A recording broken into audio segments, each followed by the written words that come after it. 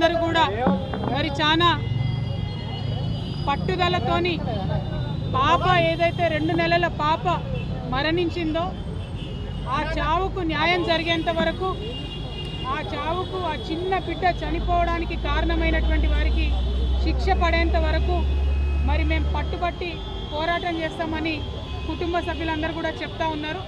మరి కుటుంబ సభ్యులందరికీ కూడా వెన్నుదన్నగా నిలిచి ధైర్యం ఇచ్చి ఇక్కడి వరకు పోరాడడానికి ముందుకు తీసుకొని వచ్చినటువంటి విశారద నాన్న గారు మరి ఈ పోరాటాన్ని ముందుండి నడిపిస్తూ ఉన్నారు. వారికి మద్దతుగా తెలంగాణ జాగృతి కూడా మరి ముందుకు నడవడానికి మేము రావడం జరిగింది.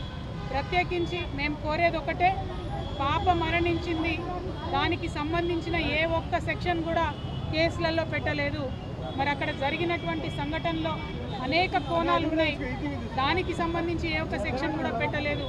పోలీసులు కానీ ప్రభుత్వం కానీ ఎవరైతే నేరం చేశారో వారిని రక్షించడానికి చేస్తున్న ప్రయత్నంలాగా ఉంది తప్పితే ఆ పాప మరణానికి సంబంధించి న్యాయం చేసే విధంగా మరి కనబడడం లేదు.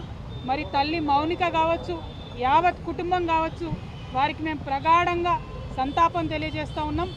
ఈ రాష్ట్రంలో 2026వ సంవత్సరంలో ఇంత కుల వివక్షతోని ఇంత దాష్టికం జరగడాన్ని మాత్రం నేనొక ప్రజాప్రతినిధిగా ఉన్నటువంటి వ్యక్తిగా, ప్రజల్లో పోరాటాలతో సంబంధం ఉన్నటువంటి వ్యక్తిగా సిగ్గుపడుతూ ఉన్నాను. ఈ పరిస్థితి మారాలి, మన రాష్ట్రంలో వివక్ష తగ్గాలి, దానికి కఠినమైన చర్యలు తీసుకోవడం మొదటి అడుగు అవుతుందని చెప్పి నేను బలంగా నమ్ముతూ మరి సెక్షన్స్ కరెక్ట్గా పెట్టి శిక్ష పడేంత వరకు కూడా వదిలిపెట్టపోమని ప్రభుత్వానికి కూడా హెచ్చరిక చేస్తూ, చరిత్ర సృష్టించినోడు ఇప్పుడు ఆ చరిత్రని తిరగరాయబోతున్నాడు. అబద్ధాల గోడల్ని బద్దలు కొట్టి నిజాలను రాగా మీ ముందుంచబోతున్నాడు.